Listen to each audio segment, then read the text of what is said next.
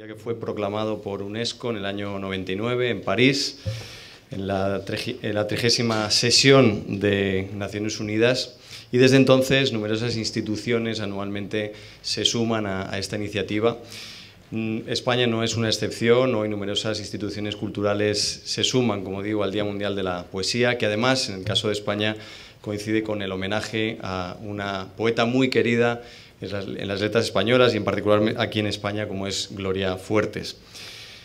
En el caso de Casa América no es una excepción el sumarnos a este Día Mundial de la Poesía. No en vano, la poesía ha sido uno de los hilos conductores a lo largo de los últimos años y además es un contexto particularmente importante para nosotros, ya que cumplimos un cuarto de siglo. Casa América abrió sus puertas en el año 1992 y este año 2017 cumplimos nuestro 25 aniversario, en el que, como digo, la poesía ha sido un eje vertebrador de nuestra programación y un acercamiento, por supuesto, entre ambas orillas del Atlántico. Hemos diseñado en este sentido una programación especial para celebrar este 25 aniversario y una de las actividades más importantes es el ciclo de conferencias 25 años de América, con el que pretendemos invitar a personalidades destacadas de los diferentes ámbitos para que reflexionen sobre lo que ha dado de sí ese diálogo entre España y América y la propia evolución del continente americano. Insisto que la poesía ha sido y seguirá siendo un elemento destacado e importante para nuestra programación. En las últimas décadas del siglo XX y en las primeras del siglo XXI, la poesía es uno de los escenarios privilegiados de un debate sobre el cambio de época y de régimen de historicidad, tanto dentro como fuera de América. Son palabras de nuestro invitado, de Gustavo Guerrero, al que doy la bienvenida, y ilustran, introducen a la perfección lo que es el tema de la conferencia que nos congrega hoy aquí, Tiempo, Poesía y Poética de las últimas décadas. Esta es la segunda de las conferencias de este ciclo al que hacía mención y que ha sido formalmente inaugurado hace pocos minutos por el secretario de Estado de Cooperación Internacional y para Iberoamérica, el señor Fernando García Casas. Así que esta es la segunda sesión, como digo, del ciclo a cargo de Gustavo Guerrero. Gustavo Guerrero, Caracas, 1957, es profesor de Literatura y Cultura Hispanoamericana Contemporáneas en la Universidad de Cergy-Pontoise, París-Seine, Francia, y de la Escuela Normal Superior de París. Además, es consejero literario de la Casa Gallimard para el área hispánica. Estudió Letras Modernas en la Universidad de París III, Nueva Sorbona, y se doctoró en Historia y Teorías Literarias con una tesis sobre la poesía renacentista. Durante varios años fue cronista literario. Como crítico, ha colaborado con las principales revistas del ámbito hispánico, Vuelta, Ínsula, Cuadernos Hispanoamericanos, Quimera y Letras Libres, entre otras. Entre sus muchas publicaciones cabe destacar las ediciones de las obras completas del escritor cubano Severo Sarduy en colaboración con François Val, de cuentos completos de Arturo Uslar Pietri, del volumen antológico Conversación con la intemperie, una muestra de la poesía venezolana del siglo XX, o Cuerpo Plural, antología de la poesía hispanoamericana contemporánea.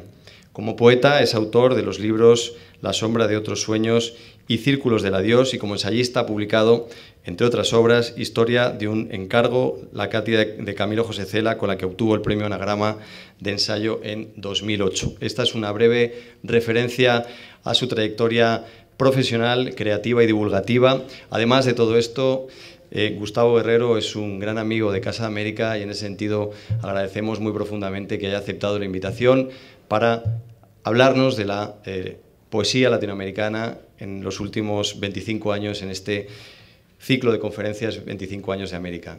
Gustavo, muchas gracias y por favor, adelante. Muchísimas gracias, Carlos. Muchísimas gracias, Ana María. Gracias a Casa América de Madrid por esta invitación. Me honra por los 25 años de esta casa, a la que regreso casi 2 o 3 veces cada año. Tuve la última vez para el encuentro de DIRED. Muchas gracias también a ustedes por estar aquí, a todos los que se han tomado el tiempo de venir a pasar esta hora que vamos a compartir. Y quisiera decir brevemente que no voy a hacer una lista de poetas latinoamericanos, ni voy a hacer una antología de poetas latinoamericanos de los últimos 25 años. Básicamente me voy a ocupar de un tema que creo es importante para la evolución de la poesía latinoamericana de las últimas 3 décadas, y es un tema que quisiera colocar entre estos 2 epígrafes, uno del poeta uruguayo Eduardo Milán de 1994, que dice: pareciera que la única posibilidad estética que pudiese poseer alguna carga de sentido es aquella que permita una interacción temporal. Y la segunda, de la escritora mexicana Cristina Rivera Garza, de 2013, que dice: el motor del reescritor no es la nostalgia por el pasado, sino la emergencia del presente, esta cosa sin salida. Es en el arco entre estas 2 citas, una de 1994, otra de 2013, y en la manera de tratar de establecer una relación con ellas que vamos a movernos durante la hora que va a seguir. En su libro An Original Genius, Poetry by Other Means in the New Century, Marjorie Perloff constata que tras 2 siglos de franca hegemonía, la poética o las poéticas de la originalidad, vinculadas al culto a lo nuevo y a un principio de no repetición del pasado, parecen perder terreno ante el avance de otras tendencias literarias y artísticas diametralmente opuestas. La invención, escribe, le está cediendo hoy su lugar a la apropiación. Según ella, esta reciente mudanza de horizontes podría ser descrita como uno de los cambios mayores de nuestra época, ya que señala nuestro tránsito desde un paradigma creativo dominado por la competencia lingüística chomskiana, gracias a la cual el sujeto es capaz de producir un número infinito de frases originales a partir de la estructura profunda de las reglas lingüísticas, desde ese lugar hasta la irrupción de un discurso pragmático que se reapropia y renueva lo que ya está dado dentro de la esfera pública, todo aquello que forma parte de nuestro mundo cultural y social. Quisiera aprovechar la hora de que dispongo para tratar de explorar con ustedes las condiciones que hacen posible este cambio en las últimas décadas, tal y como lo vive, lo interpreta y lo ejemplifica un importante sector de la joven poesía latinoamericana entre fines del siglo XX y estos principios del siglo XXI. Mi hipótesis de lectura parte de una reflexión en torno a nuestras nociones de temporalidad y pretende demostrar cómo las transformaciones en nuestra relación con el tiempo y nuestro ingreso en un nuevo régimen histórico son hoy 2 elementos esenciales en el plano crítico y teórico para entender la crisis de las poéticas de la originalidad y la emergencia de las poéticas de la apropiación o la reescritura. Creo que ambos factores inciden decisivamente en la producción y el sentido de muchas prácticas y escrituras contemporáneas, como lo demuestran los casos recientes de Pablo Catachán y de Agustín Fernández Mayo, cuyos libros El Aleph engordado, de 2009, y El Hacedor de Borges Remake, de 2011, respectivamente, fueron objeto de 2 recientes y sonadas persecuciones judiciales por parte de la viuda de Jorge Luis Borges y sus abogados. Aunque los 2 pleitos se plantearon básicamente como un tema de derechos de autor, ¿acaso lo que cabe rescatar de ellos es la fuerza con que han venido a poner ante los ojos de todos el alcance de las transformaciones estéticas a las que estamos asistiendo desde hace ya algunos años?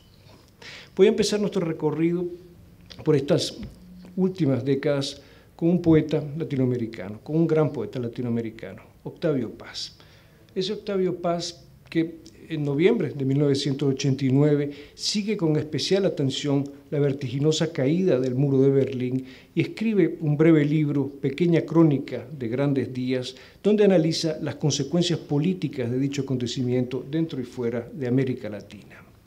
Para Paz, como para otros intelectuales que vivieron la Guerra Fría, la desaparición del muro constituye por entonces un inesperado parteaguas que marca rotundamente el fin de una era y el comienzo de otra. Sin embargo, cuando se leen con más atención los principales textos de Paz en aquel momento, resulta claro que la visión que tenía del cambio de época era más compleja, pues no lo concebía solo como el fruto de un acontecimiento, por importante que fuera, sino como el resultado de un proceso más largo y gradual que habría provocado una transformación profunda en nuestra experiencia del tiempo y en nuestra propia historicidad, es decir, en la manera como vivimos la naturaleza contingente, limitada y al fin de cuentas mortal de nuestra cultura y la inevitable obsolescencia a la que están sujetas todas las representaciones y conocimientos que produzca. Fiel a su condición de poeta, Paz siempre vio la historia menos como una sucesión de hechos y de fechas que como un juego de continuidades y de rupturas entre distintos imaginarios y sensibilidades. Mal puede extrañar, por tanto, que a principios de los años 90 su interpretación del cambio de época, aunque no ignore el acontecimiento que representa la caída del muro de Berlín, prefiera situarse sobre el eje de una temporalidad más difusa y dilatada, como la que descubre en los trabajos del historiador alemán Reinhard Koselleck sobre la variabilidad histórica de las articulaciones entre las categorías del pasado, el presente y el futuro. Inspirándose en ellos, y adelantándose a la elaboración del concepto de regímenes de historicidad por parte del historiador francés François Hertog, que lo hará en 2003, Paz sostiene que lo que signa nuestro ingreso, lo que señala nuestro ingreso en una nueva era, es un decisivo reajuste o desplazamiento en la estructura que regula los lazos entre las tres categorías. Para resumir su visión de la historia, digamos que a un largo periodo durante el cual se privilegió el valor del pasado sobre el presente y el futuro, le habría sucedido a partir del siglo XVIII la Edad Moderna, que exaltó el futuro y lo convirtió en su norte y en su horizonte último. Pero en las décadas finales del siglo XX, este régimen entra a su vez en crisis y arrastra en su caída no solo a la idea de futuro, sino a su motor interno, el ideal de progreso que había puesto a la historia en movimiento y nos había convertido en personajes del gran relato ilustrado de la modernidad. En Estocolmo, en diciembre de 1990, 13 meses después de la caída del muro de Berlín y faltando solo algunas semanas para la desaparición de la Unión Soviética, el poeta y ensayista mexicano lee en la ceremonia de entrega del Premio Nobel de Literatura: el hombre moderno se ha definido como un ser histórico, otras sociedades prefirieron definirse por valores e ideas distintas al cambio, los griegos veneraron a la polis y al círculo, pero ignoraron al progreso, a Séneca le desvelaba, como a todos los estoicos, el eterno retorno, San Agustín creía que el fin del mundo era eminente, Santo Tomás construyó una escala, los grados del ser, de la criatura al creador, y así sucesivamente. Una tras otras, esas ideas y creencias fueron abandonadas. Me parece que comienza a ocurrir lo mismo con la idea de progreso y, en consecuencia, con nuestra visión del tiempo, de la historia y de nosotros mismos. Asistimos al crepúsculo del futuro, la baja de la idea de modernidad y la boga de una noción tan dudosa como posmodernidad no son fenómenos que afecten únicamente a las artes y a la literatura. Vivimos la crisis de las ideas y creencias básicas que han movido a los hombres desde hace más de 2 siglos. El propio título de la conferencia de Estocolmo, de la conferencia de recepción del Premio Nobel, La búsqueda del presente, indica la categoría dominante en el régimen de historicidad con que se inaugura la nueva era. Según Paz, después del pasado y el futuro, le toca al presente dirigirse en la instancia que organice la relación de nuestras sociedades con el tiempo y estructure así prácticas, discursos y valores y afanes, esperanzas y miedos. Creo que la nueva estrella, esa que no despunta en el horizonte histórico, pero que se anuncia ya de muchas maneras indirectas, será la de la hora. Los hombres tendrán muy pronto que edificar una moral, una política, una erótica y una poética del tiempo presente. Escribe en los ensayos de La otra voz, poesía y fin de siglo. Y en Estocolmo, en la ceremonia del Nobel, agrega: así como hemos tenido filosofías del pasado y del futuro, de la eternidad y de la nada, mañana tendremos una filosofía del presente. La experiencia poética puede ser una de sus bases. ¿Qué sabemos del presente? Nada o casi nada, pero los poetas sí saben algo. El presente es el manantial de las presencias. La ecuación no podía parecer entonces más límpida ni esperanzadora. Presente, presencias. Sin embargo, en aquel momento, el pensamiento de Paz esconde un vivo y tenso forcejeo entre poesía e historia que se hace visible cuando el mexicano en Estocolmo nos expone su otra versión del nuevo régimen de historicidad, una versión más realista y crítica, sin duda, una versión más ajustada a nuestra propia experiencia. Con ella ya no anuncia el posible advenimiento de un presente providencial en el que encarne al fin el manantial de las presencias, sino que nos advierte, por el contrario, ante los peligros que acarrearía la aparición de un presente absoluto, cuya realidad se confundiera con la de los contenidos que difunden los medios, o para decirlo como Baudrillard, con el espejismo de los simulacros. La preeminencia de la hora lima los lazos que nos unen al pasado. La prensa, la televisión y la publicidad nos ofrecen diariamente imágenes de lo que está pasando ahora mismo, aquí y allá, en la Patagonia, en Siberia y en el barrio vecino. La gente vive inmersa en una hora que parpadea sin cesar y que nos da la sensación de un movimiento continuo y sin cesar acelerado. ¿Nos movemos realmente o solo giramos en el mismo sitio? Ilusión o realidad, el pasado se aleja vertiginosamente y desaparece. A su vez, la pérdida del pasado provoca fatalmente la pérdida del futuro. Los desarreglos que provoca la instalación de un nuevo régimen de historicidad constituyen una de las problemáticas más características de la última década del siglo XX, pero a diferencia de otras, se trata de una problemática que no se agota con los años 90, sino que se proyecta hasta el siglo XXI y aún sigue formando parte de nuestra actualidad. Octavio Paz fue uno de los primeros en advertir lo que suponía como alteración de nuestro modo de pensar, de vivir y de sentir. Lúcidamente, como un observador privilegiado de las transformaciones por las que atravesaban nuestras sociedades en aquel fin de siglo, vio que se había producido un cambio de fondo que presidía a una rápida puesta en escena de otra sensibilidad, de otro paisaje del tiempo. También vio que ese cambio estaba siendo determinante en la evolución de las condiciones que definían el diálogo entre historia y creación en nuestra cultura. El poeta sabe que no es sino un eslabón de la cadena, un puente entre el ayer y el mañana, pero de pronto, al finalizar este siglo, descubre que ese puente está suspendido entre dos abismos, el del pasado que se aleja y el del futuro que se derrumba. El poeta se siente perdido en el tiempo, escribe en 1990. Koselleck describía la temporalidad histórica en su libro Critique and Crisis. Koselleck describía la temporalidad histórica como el fruto de una correlación entre el pasado y el futuro regida por dos categorías principales, el espacio de la experiencia y el horizonte de expectativas. El espacio de la experiencia corresponde, grosso modo, al recuerdo y a la memoria, a la vivencia personal o colectiva que se transmite y que puede ser reproducida. El horizonte de expectativas es el campo de la posibilidad, la esperanza y el deseo, y en suma, de la proyección de una idea de porvenir. El régimen de historicidad moderno alimentó una continua tensión entre ambas categorías, entre experiencia y expectativa, como bien lo ilustra la figura del poeta que Paz nos dibuja y que lo representa como el eslabón de una cadena. Es el héroe cultural que salvaguarda las viejas palabras de la tribu, reactualizándolas continuamente en una perspectiva de futuro, redorándolas en una incansable reinvención de la tradición.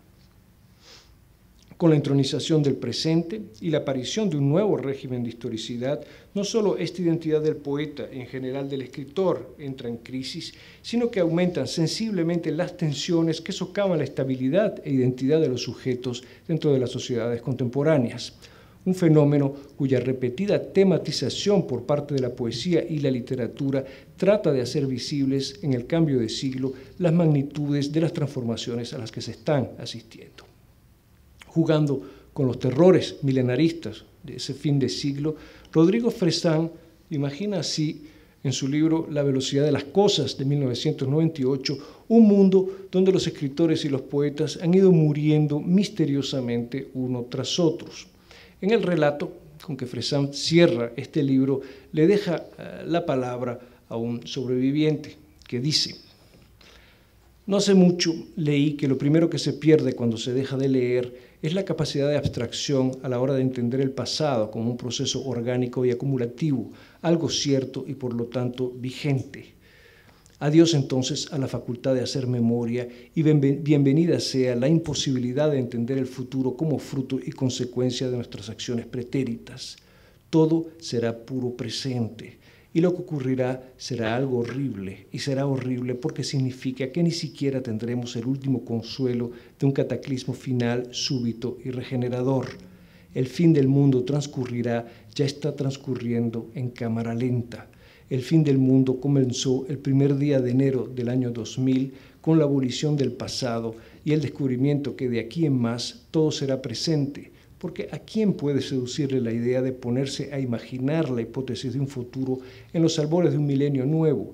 ¿Quién puede atreverse a ponerlo por escrito y a quién puede interesarle leerlo? Dice Fresán en 1998. También hace del asunto una preocupación recurrente el poeta uruguayo afincado en México, Eduardo Milán, que ya hemos citado. En uno de sus artículos más comentados de aquellos años, en el que acaso puede leerse una alusión a las ideas más bien optimistas de Octavio Paz, escribe: todo lo que tenemos es el presente, sofocante, implacable, filoso como una lámina. Pero eso es todo, al menos por ahora. Los abanderados del presente no pudieron haber pensado qué significa exactamente vivir encerrados entre las cuatro paredes del presente, como si hubiéramos sido pintados. La cuadratura de nuestra vivencia tiene algo de arte, de artificio, por algo se dice, y no solo en alusión a la representación de nuestra existencia que vivimos en la sociedad del espectáculo. Esto es un escenario, estamos encuadrados. La posibilidad de salirnos del marco, de desmarcarnos, era, en un sentido temporal, la utopía. Es sabido que desde los comienzos del romanticismo, el poeta moderno suele hacer patente de un modo u otro y en diversos tonos la situación de incomodidad o de ruptura en que se encuentra con respecto a su época, su clase, su familia o su patria. Digamos que esto forma parte de su condición. Un hijo o nieto de las vanguardias como Eduardo Milán no lo ignora ni pretende agregar una queja más a un largo rosario.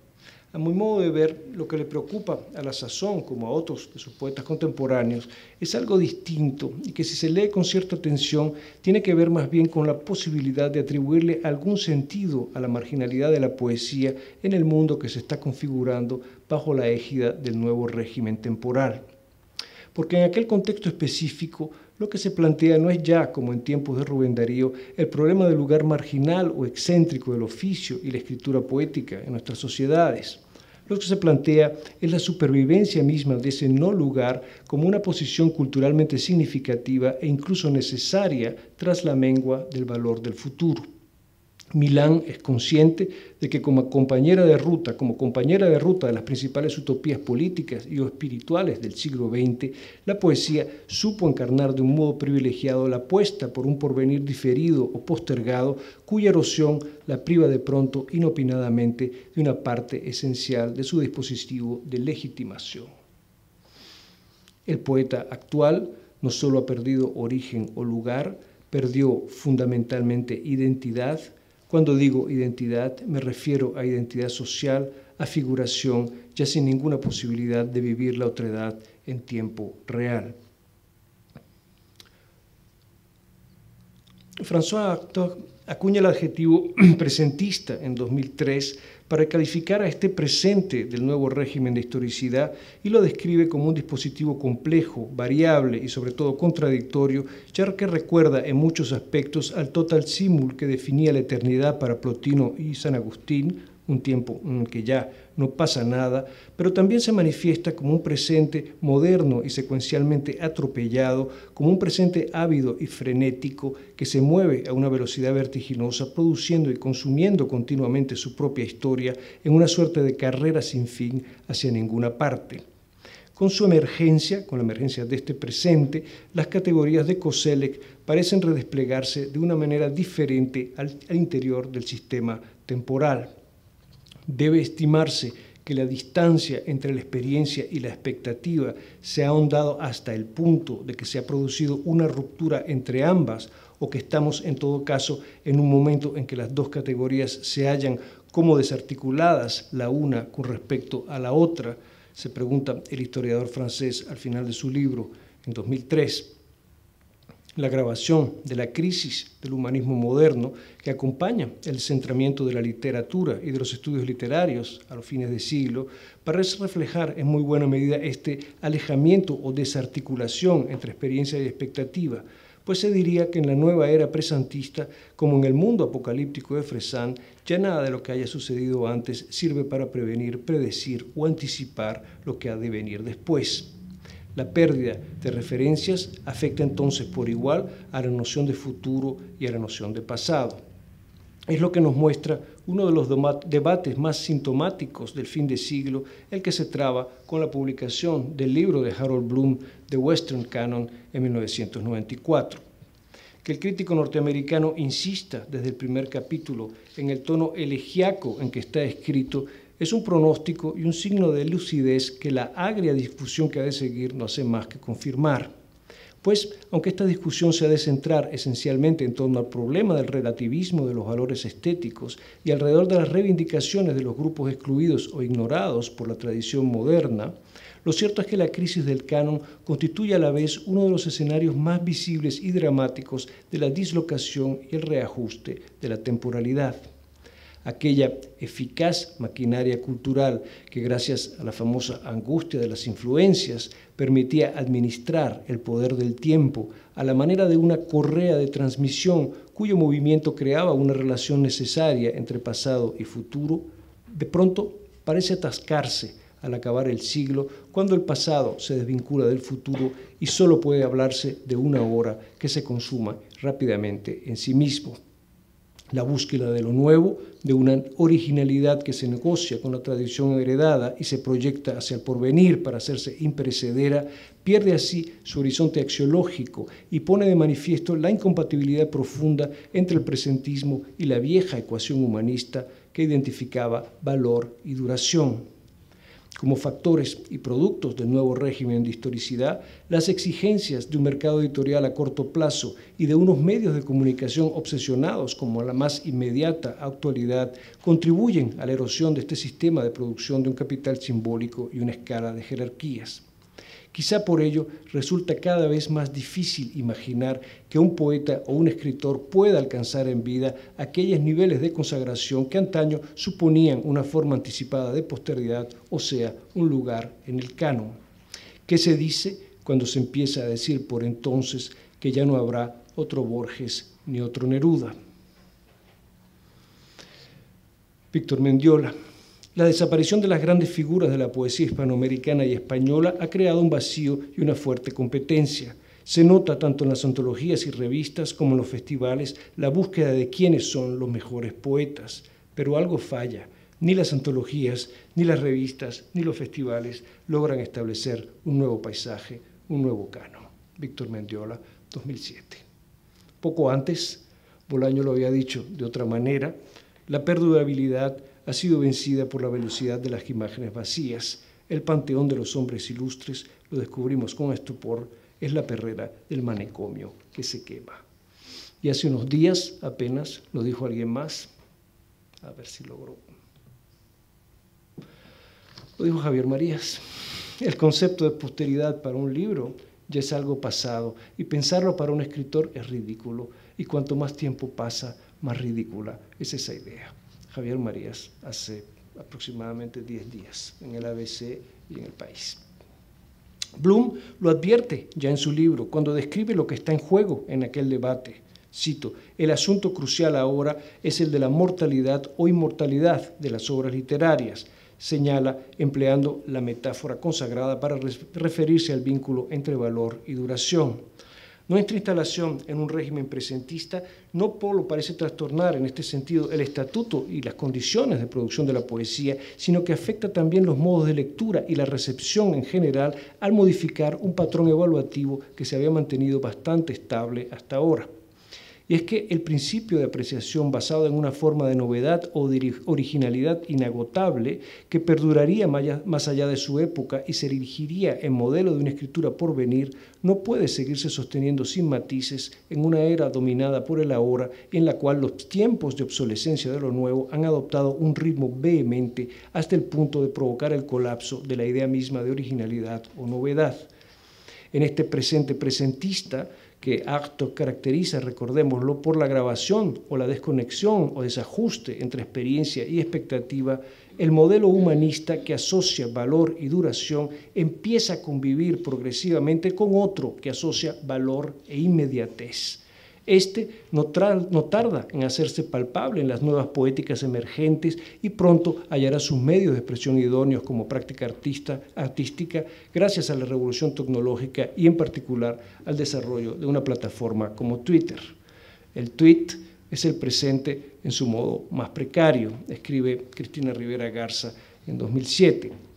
Sin embargo, antes de que tengamos una escritura poética en la inmediatez, y esto es un punto que para mí es importante porque yo no considero que la tecnología imponga sus sensibilidades, sino que también las refleja, también es el producto del cambio de sensibilidades de la época. Sin embargo, antes de que tengamos una escritura poética tuitera en la inmediatez, va a haber una escritura de o sobre la inmediatez que trata de responder a las solicitaciones de un extraño ahora que se va instalando, una hora cada vez menos estable y definido, cada vez más laberíntico e imprevisible, una hora cuya expansión se ve continuamente minada por su tendencia a la entropía. Les traigo el primero de los poemas que quiero compartir con ustedes, intitulado Noche con posibilidades, de la argentina Laura Widner, de su libro La tomadora de café de 2002. Nos dejo leerlo.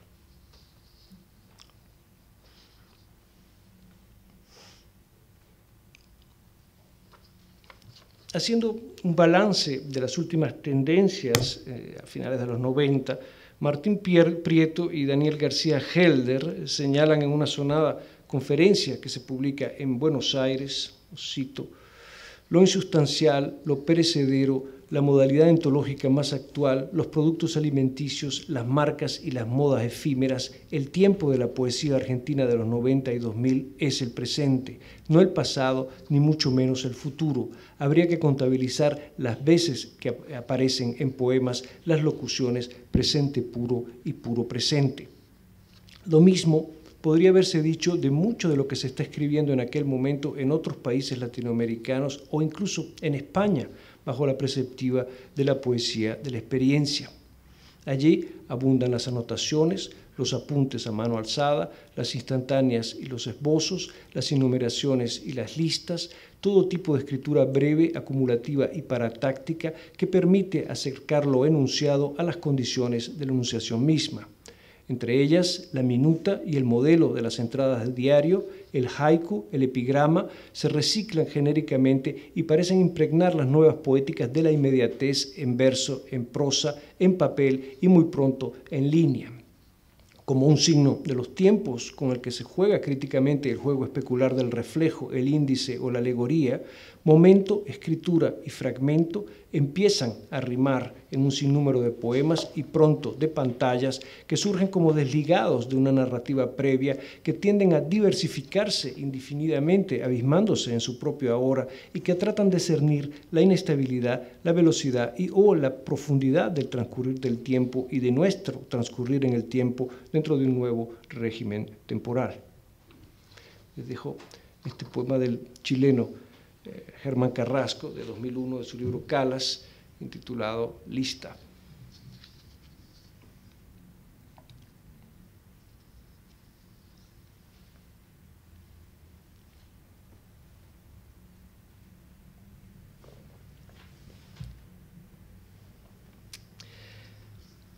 Enfrentarse con la dificultad de decir un presente distinto, fabricarlo, y aprender a formalizar una relación con el tiempo que denote el cambio de subjetividad, son tres de los retos principales que se le plantean al grupo de poetas y escritores que empieza a darse a conocer con el fin de siglo. Los tres desafíos forman parte de las problemáticas que permiten releerlos y reunirlos hoy, más allá o más acá de sus respectivos contextos nacionales, pues estamos hablando de un tema que no es solo argentino o chileno, sino que tiene un alcance bastante más global. Si se busca bien, es posible encontrarlo con distintos matices en las que eran a la sazón las últimas jornadas mexicanas, cubanas o venezolanas, entre otras. En estas nuevas generaciones, la cuestión de la temporalidad y la cotidianidad, o mejor, de la temporalidad en la cotidianidad, refleja en muy buena medida una asumida influencia de la poesía modernista norteamericana y a la vez conlleva una relectura crítica de las poéticas del instante y la epifanía modernas.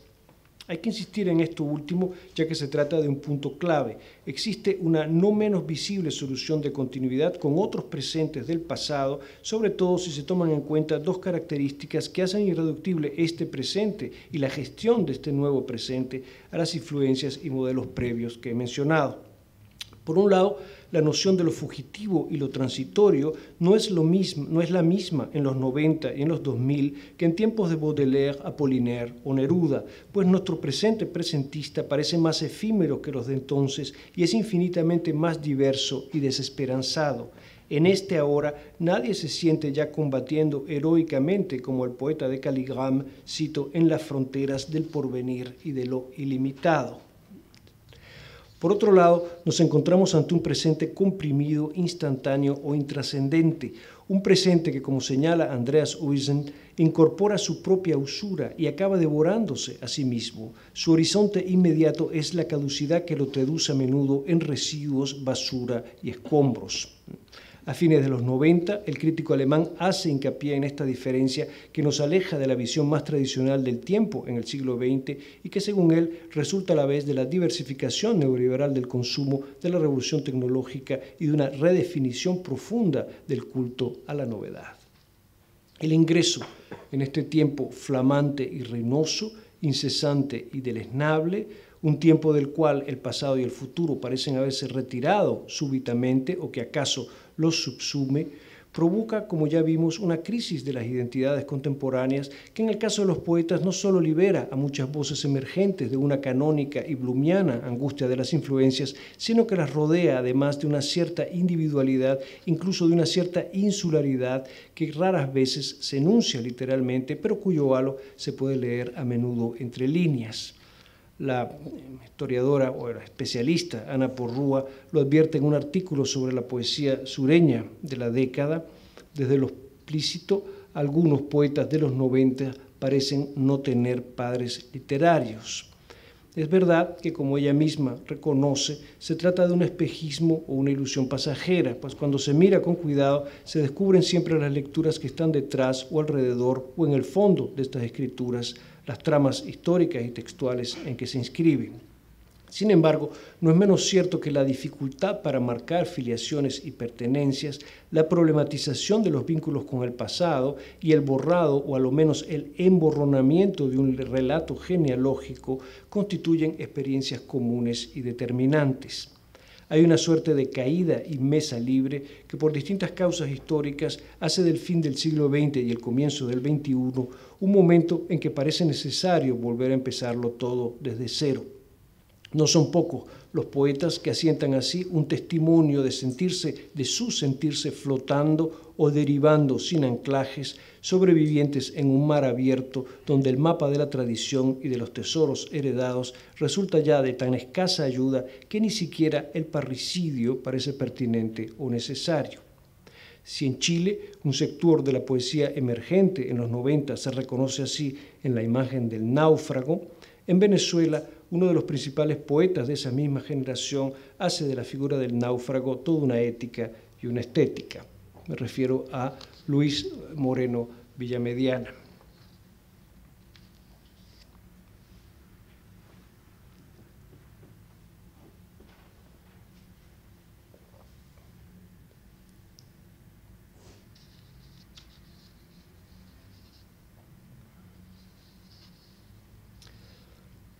La imagen de una regeneración sin maestros que crece en una suerte de intemperie simbólica o la de un grupo de imberbes Robinsones que sobreviven al naufragio del siglo XX y deben empezarlo otra vez todo en el siglo XXI, expresan por igual la nueva condición insular de la propia creación artística y literaria, acaso como Paz ya la había vislumbrado al describirnos a un poeta extraviado en el tiempo entre la desaparición del futuro y el alejamiento del pasado.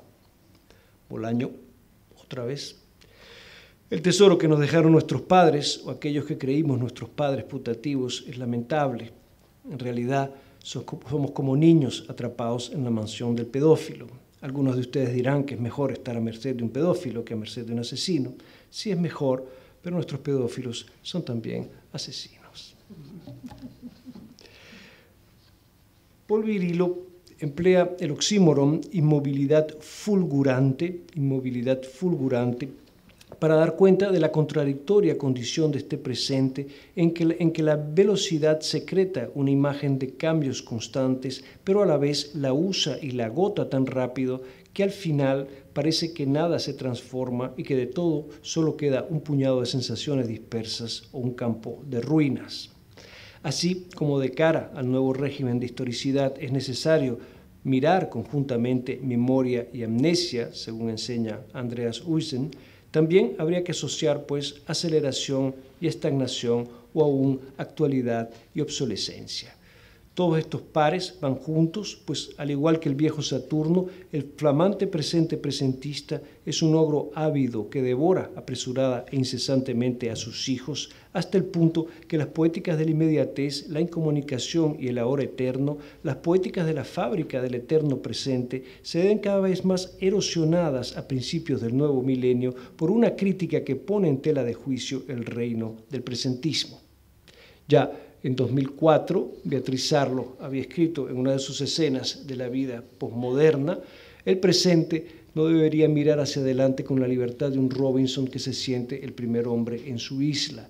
Tiene que ser posible escuchar en esta isla de tiempo en que vivimos las voces que llegan desde atrás. El problema, el otro, a mi modo de ver, gran problema de la poesía de las últimas décadas es cómo hacer oír esas voces que vienen desde atrás sin recrear la ilusión de una conversación ininterrumpida, universal y coherente, enmarcada en un relato único y común que se nutre por igual de los aportes de los modernos y los antimodernos, entre homenajes y profanaciones, entre sacralizaciones y rupturas. Dicho de otro modo, la crítica a las poéticas del presentismo a principios del siglo XXI no podía formularse válidamente desde la posición de un repliegue hacia prácticas y posturas anacrónicas y o nostálgicas, incapaces de plantear una respuesta realmente contemporánea en el mismo plano temporal. Y es que abundan desde los años 90 los llamados a volver a las formas simples, a la poesía narrativa o a las raíces de la tradición nacional o de la lengua, casi tanto como las actitudes conservadoras de aquellos que quieren hacer ver que nada ha cambiado en las últimas 3 décadas. Hay, sin embargo, una cierta continuidad crítica entre la poesía que acusa la caída y la mesa limpia a fines de los años 90 y la poesía que se concibe ahora como una manera de releer el pasado, como una manera de explorar los territorios del pasado en pos de una nueva concordancia de tiempos. Digamos que lo que me interesa en esta manera de buscar otra concordancia de tiempos es un ángulo de visión que da cuenta del presentismo no ya especularmente, no ya como reflejo, índice o alegoría de un presente eterno, sino a través de la negatividad que constituye ese presentismo como producto de un régimen de historicidad dislocado, es decir, como constatación de esa ruptura entre experiencia y expectativa. Aquí entran las 2 citas que traía al comienzo como epígrafe, la de Eduardo Milán, que desde el año 94 ve que la única posibilidad estética que pudiera poseer alguna carga de sentido es aquella que permita una interacción temporal, una nueva forma de interacción temporal, y la de Cristina Rivera Garza, que señala que el motor del reescritor no es la nostalgia por el pasado, sino la emergencia del presente, esta cosa sin salida. Cuando se publica el libro de Germán Carrasco, Calas, a comienzos del siglo XXI, a comienzos de este siglo, Alejandro Zambra escribe señalando lo peculiar que resulta la manera de escribir de este poeta chileno, un poeta que escribe citando, traduciendo y reescribiendo, un poco como lo hace Vilamatas también, que escribe citando, traduciendo, reescribiendo. Es decir, cómo Carrasco va armando con sus poemas unas raras máquinas que seleccionan, mezclan y reelaboran referencias procedentes de distintos lugares de su biblioteca. Zambra lo dice mucho mejor que yo. Carrasco llega al canon chileno, sobre todo al autor de Extravagario, también a Parra, Rojas, Lin, con la misma soltura de cuerpo con que convoca a los postergados, a los desconocidos y a otras literaturas, perpetrando un ladino tráfico de influencias. Me encanta esa idea del tráfico de influencias. Sin ir más lejos que a la página 14, el autor monta un poema con su versión de un texto de Elizabeth Bishop y cierta estructura inestable estrenada por John Cage. El resultado adquiere el tono, responde a los temas y aún a la sensibilidad lingüística del poeta, que propone asumir y celebrar la pérdida del significado en cuanto no es final, sino evidencia de que no se gira en torno a un eje autoritario. Consecuentemente, muchas veces la cita no implica filiación. El poeta tergiversa, acomoda títulos en una biblioteca de voces. La estructura a la que alude Zambra es Lecture on Nothing de John Cage de 1959, que tienen ustedes allí, y que es justamente una reflexión sobre el pasado, la pérdida y la reapropiación. Utilizando esta estructura o basándose en esta estructura de John Cage, Carrasco va a traducir el poema de Elizabeth Bishop, One Art, que ustedes tienen aquí, va a ser su versión de este poema de Elizabeth Bishop. Les dejo apreciar el arte de Carrasco, de cómo utiliza la estructura de Cage, que tematiza el problema del pasado, la pérdida y la reapropiación, y lo utiliza para elaborar el poema de la Bishop, o para retraducir el poema de la Bishop en un sentido especial. Interiorizar el paso desde la canónica angustia de las influencias hasta este ladino tráfico de influencias, que es lo que hace aquí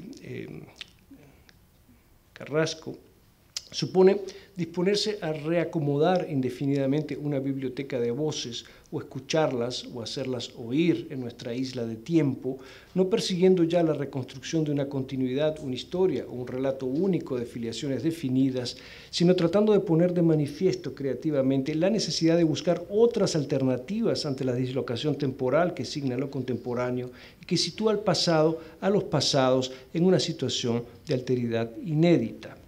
Carrasco no menciona en ningún momento que se trata de una traducción de un poema de Elizabeth Bishop rediseñado dentro de la estructura de la célula Lecture on Nothing de Cage. Carrasco presupone que su lector conoce ese poema o no, y presupone que sabe que el tema de ese poema es la pérdida, y también presupone que esa estructura en que lo revierte tiene como uno de sus motivos principales la repetición y la reapropiación del pasado. Carrasco nos hace una pregunta que sería más o menos esta: ¿cómo reimaginamos hoy la correlación entre los tres términos, pérdida, reapropiación y repetición? ¿Cómo podemos plantearnos la relación con ellos desde un presente presentista al margen de la idea de originalidad? Hay todo un arte de la traducción, de la cita y de la reescritura en muchos poemas latinoamericanos de fin de siglo y de comienzos del siglo XXI, que, como este de Germán Carrasco, tratan de elaborar una respuesta. A la manera de las políticas de la memoria, en ellos se quiere hacer visible a la vez un deseo de recuperación del pasado, de los pasados, y la fractura o la falla, la discontinuidad de un régimen temporal que problematiza ahora insospechadamente la relación entre los tiempos. Ni la práctica de la reescritura ni el recurso a la traducción o a la cita son evidentemente invenciones de una poesía de las últimas décadas. Marjorie Perloff ha sabido rastrear sus fuentes modernas en obras y escuelas tan distintas como el concretismo brasileño o la filosofía de Walter Benjamin. Pero la propia Perloff no ha dejado de señalar a sí mismo con cuánta intensidad su reciclaje en el contexto contemporáneo ha alterado su significación, y hoy las inscribe en el marco de una estética de la repetición que ha venido a acentuar la crisis de las nociones de originalidad y de novedad. Junto a un principio de apreciación fundado en la norma de no repetir, se ha ido desarrollando de esta suerte otro de signo contrario, y con el cual lo que está en juego es menos volver a escuchar o a hacer oír las voces del pasado que volver a escucharlas o hacerlas oír diferentemente, sin escatimar la distancia que ahora nos separa de ellas. La obra del reescritor Jorge Luis Borges y el vasto laboratorio hipertextual que fue el neobarroco durante el siglo XX. Recordemos que Haroldo de Campos teoriza, practica y difunde su poética de la transcreación hasta prácticamente los años 90. Estos son los antecedentes más cercanos e influyentes que preparan la emergencia de esta estética dentro del campo latinoamericano. Y sin duda la revolución digital y el desarrollo de Internet van a asignar su generalización y también su trivialización y la van a proyectar a nuestro hoy, hasta nuestro hoy. Pero mi modo de ver, hay que hacer en énfasis en ello, ni se trata de un fruto exclusivo del salto tecnológico, como suele afirmarse, ni tampoco de un fenómeno que no exceda sus fuentes.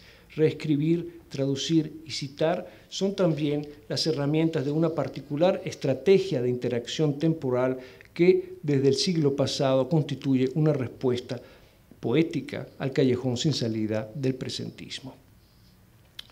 Otro ejemplo más y luego terminamos. A comienzos de los años 90, el poeta venezolano Eugenio Montejo publica en su libro Adiós al siglo XX, 1992, un poema intitulado Al aire náhuatl, al margen de un florilegio precolombino.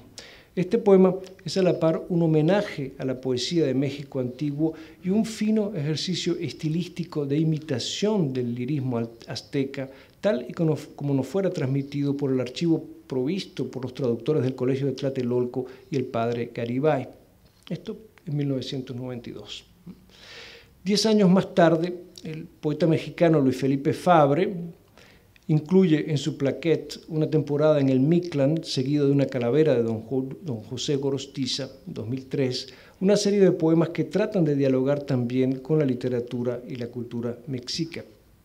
Comparar hoy ambas aproximaciones resulta bastante aleccionador, no solo para entender el corte generacional que se ha producido durante esos años, sino además para interpretar el cambio en el posicionamiento ante el pasado que ha acarreado la aparición del nuevo régimen de historicidad. Aquí tienen los dos ejemplos. Montejo recrea la tradición en la continuidad sin falla que le permite imitarla en un pastiche como parte de un pasado al que él se siente unido y al que supuestamente puede, por tanto, tener un acceso abierto y pleno en el presente. Por el contrario, en el poema de Fabre, ese mismo pasado se aleja y la relación con ese pasado se problematiza y se mediatiza a través de una aparición del archivo como maqueta historiográfica que viene a recordarnos la condición parcial y fragmentaria de todo lo que fue transmitido bajo la rúbrica de poesía antigua de México. Fabre pone de relieve la distancia, el hiato que lo separa de aquello que ya no existe y a lo que solo tiene acceso como los arqueólogos a través de restos y ruinas. Digamos que, a diferencia del maestro venezolano, procede a un desmontaje y remontaje del archivo que constituye a la vez la posibilidad y el límite de establecer una relación distinta con el pasado. Los dejo leer la comparación entre ambos. Cito para acompañar a Reinaldo Ladaga, que dice algo bastante claro a mi modo de ver sobre este tipo de prácticas con el pasado. En las producciones de estos artistas, el pasado tiende a incorporarse cuando se incorpora de otras maneras de las que habían prevalecido en la tradición inmediata, ni practican la ruptura, el gesto de quien quiere desprenderse del pasado, de su práctica, como de un peso cuya gravitación le impide la producción de la novedad, que es lo que debieran desear, ni a la manera del pastiche que Jameson identificaba como la más característica posmoderna y que consistía, según él, en recombinar fragmentos descontextualizándolos de producciones del pasado que se tomaban un poco como si fueran visiones ingrávidas flotantes en una dimensión de la cual se habría sustraído el tiempo. No es que no movilicen en sus proyecciones momentos del pasado, al contrario, pero los objetos del pasado próximo o remoto se abordan como formaciones contingentes, colecciones de elementos mal o bien articulados, vectores de posibilidades, algunas de las cuales no acabaron de ser desarrolladas en su momento. Creo que es una definición bastante clara de lo que está haciendo alguien como Luis Felipe Fabre o de lo que está haciendo alguien como Carrasco. También entre un siglo y otro, cerrando el siglo XX y comenzando el XXI, el argentino Sergio Raimondi publica en la revista Vox de Bahía Blanca 15 versiones de Catulo que traducen los versos del poeta latino al habla argentina de hoy y lo hacen además sin miramientos ni reverencias, desde una perspectiva totalmente desjerarquizada que no reconoce fronteras estilísticas ni prosódicas entre la baja y la alta dicción. Raimondi reescribe a Catulo desescribiendo en muy buena medida a los traductores que lo han precedido, como si el objetivo final del ejercicio fuera menos ofrecer un clásico argentinizado y o actualizado que hacer una tabula rasa y dar con el punto cero desde el cual es posible replantearse una relación distinta con ese pasado en una vena, por ende, más contemporánea. Su libro Poesía Civil de 2001 amplía y profundiza esta estrategia de reapropiación, sometiendo buena parte de la herencia idealista de la poesía moderna a la ruda prueba del materialismo. Así como Fabre exhuma la presencia del archivo como condición sine qua non para dialogar con los cantos precolombinos, así Raimondi hace visible la ideología que sostiene el discurso de lo sublime romántico y acusa con su realismo informalista y pop la nueva distancia que ahora nos separa del romanticismo. Glosa a Ode to a Nightingale de John Keats. Les dejo leer la versión de Sergio Raimondi.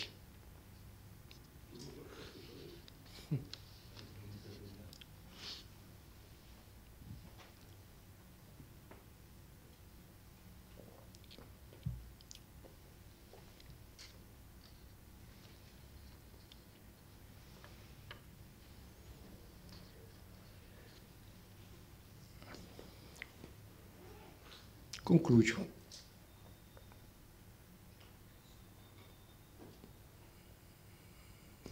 No vivimos el fin de la poesía, como han dicho algunos, sino una tradición poética que se inició con los grandes románticos, alcanzó su apogeo con los simbolistas y su fascinante crepúsculo con las vanguardias de nuestro siglo. Otro arte amanece, escribe Paz al empezar el último decenio del siglo XX. Es difícil imaginar hoy lo que habría pensado de la glosa de Raimondi, que 10 años más tarde desmonta esa tradición y parece darle razón. Pero acaso lo que importa es cómo el Nobel mexicano, con quien empiezan y terminan estas notas, supo ver que la poesía había entrado en una fase de rápidas y hondas transformaciones que estaban cumpliendo una función no solo documental, sino constitutiva, por lo que toca al advenimiento de un nuevo tiempo. Antes que otros, Paz vio que a la manera de una herramienta para forjar las sensibilidades emergentes, la poesía no solo reflejaba, sino que estaba contribuyendo activamente a hacer palpable la crisis de las articulaciones del tiempo en nuestra época, como lo va a corroborar más tarde el propio padre del concepto de presentismo, Hartog.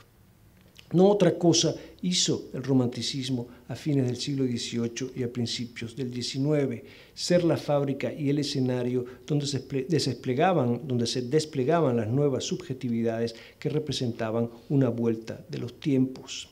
Quizá nuestra situación actual no sea muy distinta. En cualquier caso, es cierto que otro arte amanece, intensamente alimentada por las tensiones entre memoria y olvido, entre novedad y obsolescencia, entre aceleración y fijeza, esta poesía de la cita, de la traducción, de la reescritura, de la reapropiación con que se está abriendo el nuevo milenio, esta literatura perseguida en los tribunales por Cachaquián o con el caso de Fernández Mayo, se deja leer hoy como una práctica inédita de interacción temporal que quiere redefinir las relaciones entre creación e historia, entre originalidad y repetición, entre presente y pasado. Digamos que esta escritura es de pronto uno de los laboratorios más avanzados donde se trata de dar cuenta de nuestro ingreso en un tiempo diferente y se expresa la necesidad de elaborar un relato u otro, una narración distinta que nos permita entender mejor, hoy por hoy, ahora por ahora, cuál es realmente nuestro lugar en el tiempo. Gracias.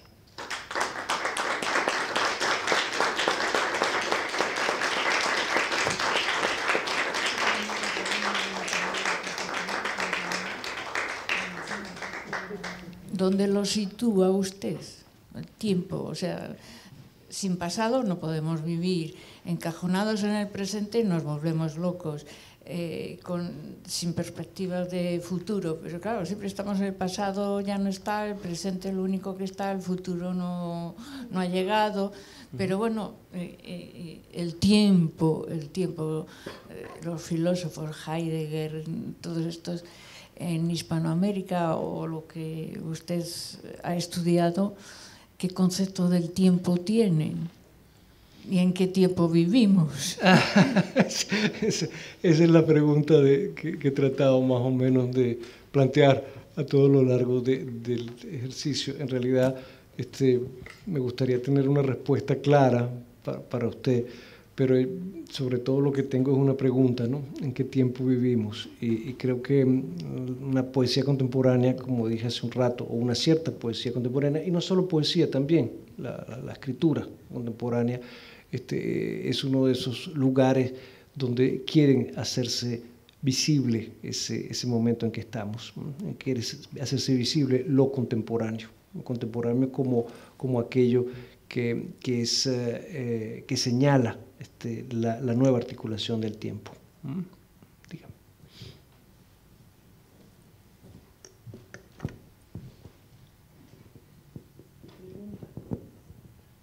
Nos ha dicho usted, sobre todo en la primera parte de la conferencia, en la tendencia actual de los escritores, que el presentismo es como una especie de ruptura con el pasado. Bueno, yo estoy sorprendido porque si nos remontamos a los orígenes de la poesía, a Homero, a Hesíodo, a Virgilio, a Ovidio, a Teócrito, todos escribían de lo que era cultura de su tiempo, pero ha sido siempre igual. Lope de Vega escribía de lo que era de su tiempo, Calderón de la Barca, García Lorca, Guillén, todos han escrito de lo que era de su tiempo. ¿Por qué ahora esa sutileza de que escribir del presente es como romper con el pasado? No lo entiendo, porque siempre el poeta se inspiró, salvo que le diese por escribir del pasado, como por ejemplo cuando se escribía en el siglo de oro de la Galatea, pero si no están escribiendo de lo que es propio de su tiempo. Sí, no, la dificultad no es escribir de su tiempo, el problema es en qué presente estamos, vamos a decirlo de esta manera, en qué tipo de presente estamos. Es probable que usted, como yo, haya conocido un tiempo que no es el tiempo en el que estamos, haya conocido otros ritmos. Por ejemplo, está claro que la aceleración que ha traído consigo la revolución tecnológica ha marcado enormemente las formas de vida en los últimos años, y que hemos pasado, por ejemplo, tanto en el campo de la producción como en el campo del consumo cultural, de una transmisión entre generaciones largas a una ruptura entre las generaciones más cortas. ¿Qué quiero decir con esto? Que el proceso de aceleración que vivimos desde hace 30 años ha hecho que incluso entre dos generaciones los valores, los objetos de consumo, las referencias, las bibliotecas no sean ya las mismas. Es decir, la aceleración temporal ha hecho que, como lo decía hace un rato, la comunicación entre las generaciones se viva como una fractura, y cada vez más. De modo que la pregunta por el tiempo en que estamos es la pregunta también por las formas en que vivimos y en que nos comunicamos unos con otros, ¿no? O la posibilidad de hacerlo, ¿no? O la posibilidad de hacerlo, que es algo que parece cada vez más complejo. Hay una especie de incluso no solo entre generaciones, sino también a veces entre gentes de la misma generación. La velocidad en la que hemos entrado hace que las relaciones sean cada vez más complicadas, más difíciles. Yo no pienso que la literatura no tenga que hablar del presente, al contrario, la literatura de la que yo he tratado hoy habla mucho del presente, pero habla justamente del cambio de ese presente y nuestra instalación en un presente distinto. Eso es más o menos. Y creo que la literatura lo ha hecho muchas veces, solo que ahora hemos cambiado de régimen histórico, y eso es quizá lo que marca un poco más la diferencia.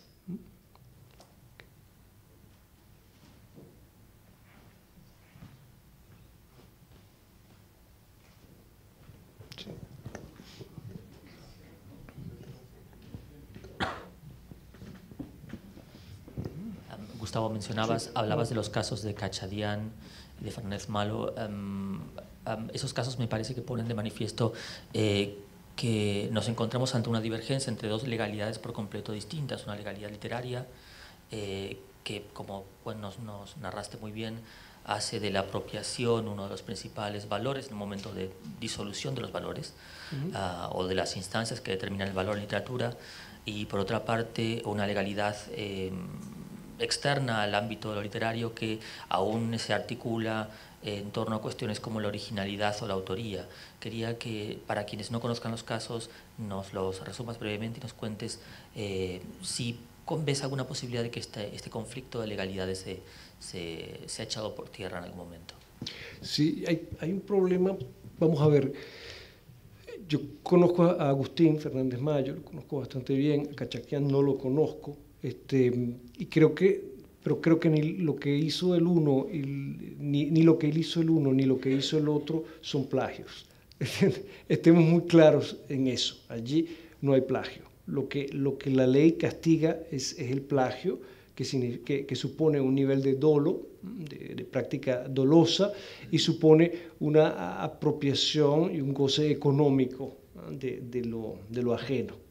Aquí no hay plagio propiamente dicho, y no creo que nadie sensato pueda pensar que Agustín plagió a Borges o que Cachaquián plagió a Borges por haber reescrito o retrabajado una serie de textos de Borges y haber publicado esa reescritura con su propio nombre. No creo que eso signifique un plagio. No creo que se pueda atacar en ningún momento a Sergio Raimondi. No creo que si Keats estuviera vivo atacaría a Sergio Raimondi por plagio, porque lo que hace Sergio Raimondi es reescribir esos poemas de otra manera, y tampoco veo a Elizabeth Bishop ni a John Cage atacando a Carrasco por lo mismo. Yo creo que el derecho es siempre conservador, principalmente, y que el derecho de propiedad intelectual es un derecho moderno, vinculado a las estéticas de la originalidad y a la reivindicación de la originalidad. La historia del derecho de propiedad comienza prácticamente en el siglo XVIII como tal, antes eso no existe. Y no me extraña que el conflicto se plantee hoy, porque la crisis de las estéticas de la originalidad tocan los fundamentos también en los que ese derecho se ha levantado. Me parece que cuando un escritor va al tribunal, la sociedad, como dijo Baudelaire alguna vez, debe interrogarse sobre su situación. Y creo que el hecho de que Cachaquián y Fernández Mayo se hayan encontrado ante unos tribunales nos obliga a nosotros como intelectuales a decirle a la sociedad que está pasando algo y que el derecho debe evolucionar, porque de lo contrario el derecho no lo va a hacer. El derecho es una institución fundamentalmente conservadora, mientras que la poesía y la literatura para mí no lo son. Son fundamentalmente experiencias de vanguardia. De ahí el interés. Yo creo que lo que me gusta a mí del proceso que María Kodama intentó contra ellos es la visibilidad que le está dando a la transformación en la que estamos metidos y la necesidad de repensar esa transformación de cara al momento en que estamos. Eso me interesa mucho. Hay una última pregunta. Sí. Una última pregunta. María. Hola. Hola. No puedo evitar preguntarte sobre, siendo venezolano y hablando de especificidades, ¿no? Pues lo ha hecho el poeta Rafael Cadena. Si el poeta hoy en día, o el poema hoy en día, o el ensayista sobre las diferentes tendencias hoy en día, deben tomar en cuenta, deben tener presente o deben partir o deben inmiscuirse de alguna manera en el entorno social, político de sus países. ¿Es una pregunta? Sí. Sí, yo pienso que sí, claro. Es decir, todos lo estamos, ¿no? Depende de la manera en que eso se plantee, ¿no? Yo creo que hay una política de la literatura también, y el caso de que acabo de mencionar el caso de Fernández Mayo, de Cachaquián, son formas de hacer política de la literatura, son formas en que la literatura incide en la vida social para hacer transformar cosas como el derecho o la manera de concebir las relaciones de propiedad con los textos. Todo eso me parece importante. Sobre lo otro, es decir, hay otras maneras de hacer también política como ciudadanos, ¿no? Y esto Rafael Cadenas lo ha hecho muy bien también. Ha sido un gran ciudadano y un hombre que ha mantenido una postura bastante crítica con todo el proceso venezolano en los últimos 18 años, y creo que desgraciadamente la historia le está dando razón. Okay. Gracias. Ves que no me resisto, es por el tema de Fernández Mayo y Cachaquián. Yo creo que también hay que tener en cuenta una cosa, que está dentro del propio discurso de Fernández Mayo. Yo tengo otro relato sobre eso. Me parece que cuando tú digas un libro, el Aleph de Borges, el Hacedor de Borges, tratas un poco también a un autor y a una obra como una marca. Y explico por qué. ¿Cómo se llama este ensayo de él que se llama Pospoesía, me parece? Pospoesía, sí. Donde dice que la literatura actual estará en el mercado o no estará, ¿no? Y entonces, al mismo tiempo, es muy llamativo que si te fijas en uno de los libros de Nocilla Dream, me parece que la trilogía de la Nocilla, él agradece a la marca Nutrespa, no sé si te acuerdas de ese momento, agradece a la marca Nutrespa que le haya permitido publicar esos libros con la marca Nocilla, ¿no? Entonces yo creo que también ahí no solo es una contraposición de legalidades, que también, sino me parece que también es un juego de Fernández Mayo donde actuó de manera muy diferente frente a una multinacional y frente a una obra literaria, ¿no? Entonces ahí me parece que también él incurre en cierta ambigüedad a la hora de desarrollar esta obra, ¿no? Sí, es otro relato distinto. Sí, pero no sé si es equiparable como marca Borges y la multinacional. No sé si Borges es una marca. Sí. Ya, pero es que él pidió permiso, o sea, agradezcan entonces para que le concedieran permiso para actuar. Entonces, no sé que estoy en verdad, entonces, gracias por darle permiso por actuar así. Y eso no lo hizo con Borges. Entonces, hay un poco ahí un tanto amigo también. Sí. Dale, Patricio.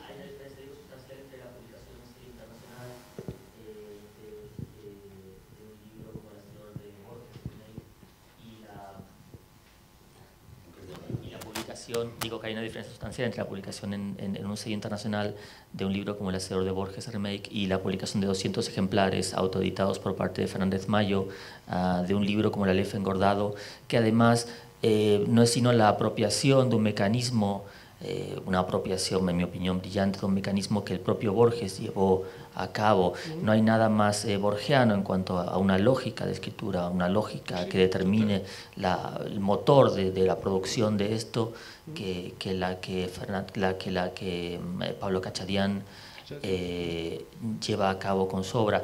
El inconveniente es acaso, y la diferencia es que a Pablo Cachadián es muy factible que esto le cueste la cárcel, o por lo menos una multa muy onerosa que hasta donde yo sé no está en condiciones de pagar. Eso sí, eso también, por eso lo mencioné, no quise decirlo, pero creo que es sumamente injusto que termine un hombre confrontado de esa manera frente a un autor, o no autor, frente a un unstate, como se dice en inglés, o como dicen los agentes literarios, un estate de Jorge Luis Borges, que es multimillonario. ¿Me entiendes? Me parece tremendo. Porque quien está haciendo vivir la obra de Borges son ellos, finalmente, y no viven de ella. ¿Más preguntas? Sí. Si no lo pregunto yo. Volviendo al concepto de apropiación, ha tenido un largo recorrido en el campo de la plástica. Mi pregunta era si hay diálogos entre estos poetas contemporáneos que lo empiezan a usar en sus obras literarias con el mundo de la pintura o de la fotografía. ¿Existen diálogos, existen influencias? Sí, yo creo que todo forma parte de, si tú vas a la plástica también, te vas a encontrar el mismo fenómeno, y si vas a la fotografía también, y a otras prácticas, el videoarte también, vas a encontrar mucho de esto. Es decir, hemos entrado en un tiempo de reescrituras, eso está muy claro, y lo que me interesaba hacer aquí era mostrar la relación entre ese trabajo de reescritura y la transformación de nuestro régimen histórico. Es decir, cómo el cambio en el tiempo, o el cambio en nuestra relación con el tiempo está suscitando este tipo de prácticas. Eso es lo que me interesaba.